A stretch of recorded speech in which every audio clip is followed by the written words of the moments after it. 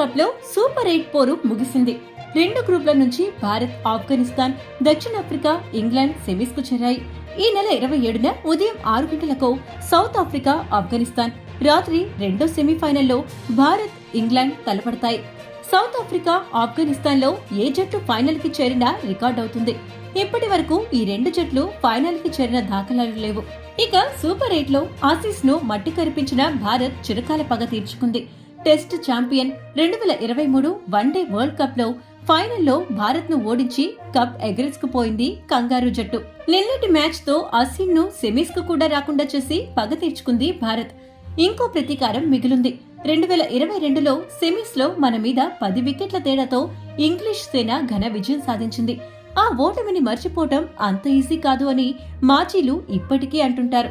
అయితే అంతకు మించిన రివెంజ్ తీర్చుకునే అవకాశం ఇప్పుడు భారత్ కి వచ్చింది. సెమీస్ లో ఇంగ్లాండ్ జట్టును ఓడిస్తే అటు పగ తీరుతుంది, కప్ ను ఈజీగా పట్టేవచ్చని నిపుణులు చెబుతున్నారు. చూడాలి మరి మన టీం కీలక మ్యాచ్ లో ఏ మాత్రం పర్ఫామ్ చేస్తుందో.